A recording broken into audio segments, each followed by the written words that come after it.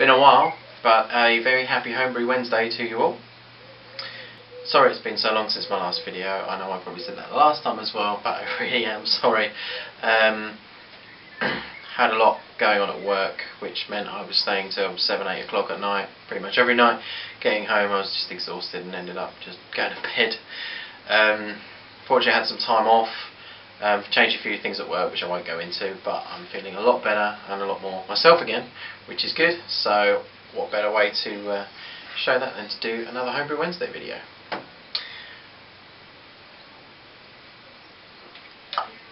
Oh, Cooper's Pills now.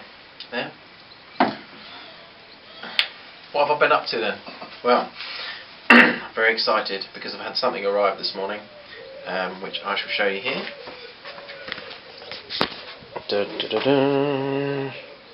Now, I'm just going to close this door. I'm very excited about this. You can see I've not even opened it yet, so I will hack that open now and show you what is inside. So bear with me 1 minute. Well, that's the top off, lid off. That's the lid off. Let's show you what I've got. First up is something I'm very excited about. So as you can see it better. This is a Gone with the Wheat USA style lager kit. Now, why do you think it's called Gone with the Wheat? Well, it's a very interesting reason for that. Because it is 100% gluten free. Basically my wife she's not celiac, but she does have intolerance to wheat. She can have a small amount of wheat, but not you know, barley, gluten, whatever, but if she has too much it affects her. Now she likes beer, but she can't really drink it anymore. So I saw this online at the Homebrew shop, which I've mentioned before. I'll put a link down at the bottom at some point. And I was ordering something else which I'll show you in a minute, and I saw these as well and I thought, well, I'll get this at the same time. So it is 100% gluten free. Now obviously it won't be 100% gluten free when I brew it. I can't guarantee that because I'll be using my equipment which has had normal beer in it before.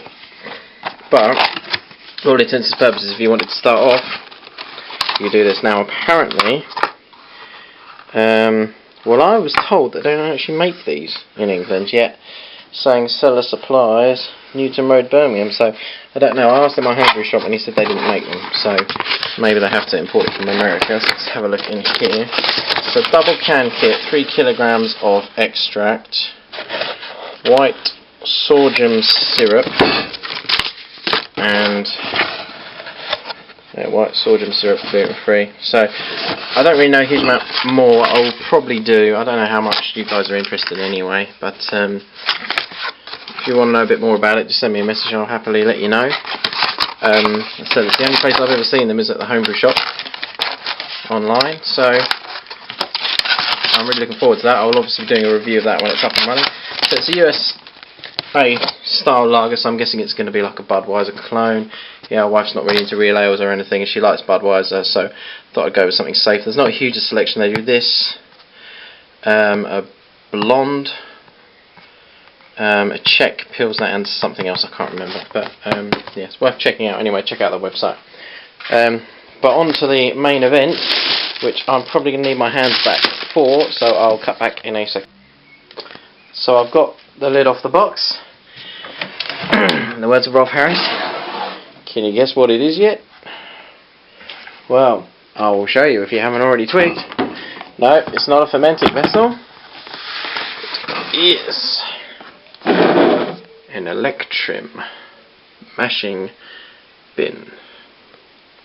Now, it's called a mashing bin. It's actually a boiler, technically. 25 litres. I have been reliably informed though that you can do like a brew in the bag all grain with this as well, so something I'll be interesting to see. It's got like temperature control dials on here. It's got a tap somewhere. Tap there to drain out the wort. Yeah, like a heating element in there, and a lid, a jar. which kind of looks like really just a kind of a rejigged fermenting vessel. But there you go. Because it looks like that's a grommet there where you can put nails on. So you can always double up as a fermenting bin if you get stuck. But there. So you probably imagine from this, it is my intention to have a go at some extract brewing. I'm going to get some plain malt extract. I've got some hops already. I'm going to have a go. So in order to do that, I'm going to be posing a question to you guys in a moment. Let me just put all this stuff down on the floor and get myself set up back in my normal position. Well, probably see why I'm excited now. You'll probably, well, I know the first thing that everyone is probably going to say is, oh my god, why didn't you get a gas one? You know, like a big stock pot or something. Well, various reasons. The main one is the fact that gas is just really expensive over here. Electric is a hell of a lot cheaper, and therefore it's going to be a lot more cost effective to run an electric boiler than a gas one.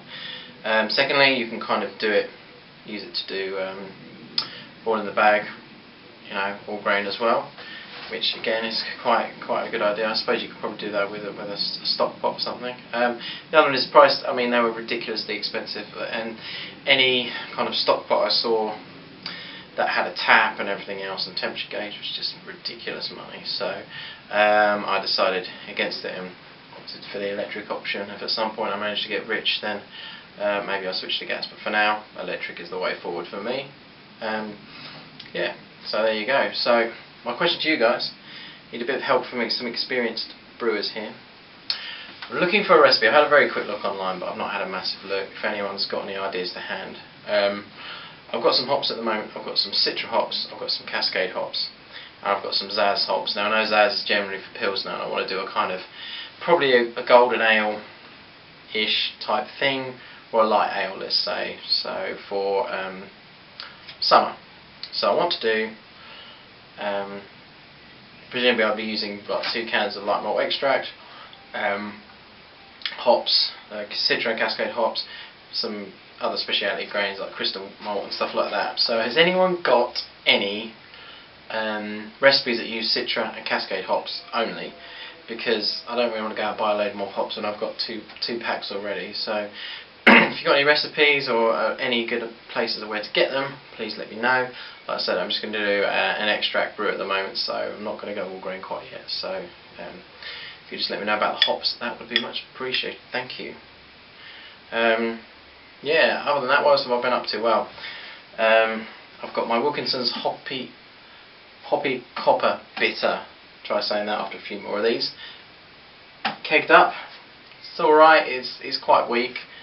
But again, it was a cheap kit and I was literally seeing it, you know, it works out about 25p a pint. So again, it's going to be interesting to see what it comes out like for that. My European lager, I've got a few of those left. I've pretty much drunk all those already. It says you're supposed to leave it 12 weeks, but I was drinking it after a month. It tasted absolutely fine. Cooper's Pilsner I've got going here. That's doing okay. Got some lemonade. Probably not enough lemons in that, but it was a good starting point. I've got a St. Peter's Golden Ale fermenting at the moment.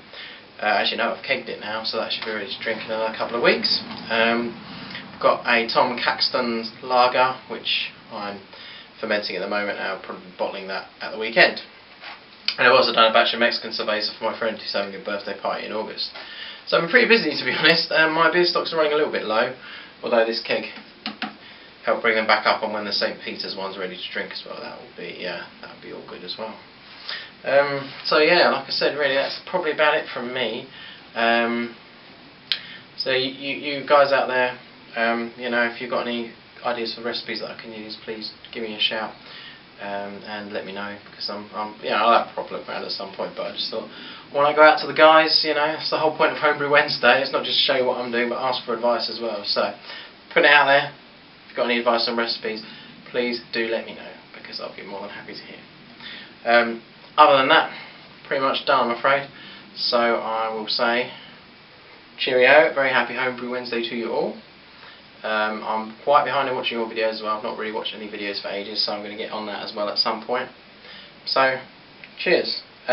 Big shout out to all my new subscribers. Last count I was 186, so I'm nearly at 200. So thanks to everyone, and obviously to the guys who subscribed to me way back when and are still subscribing and watching today. Take care, everyone.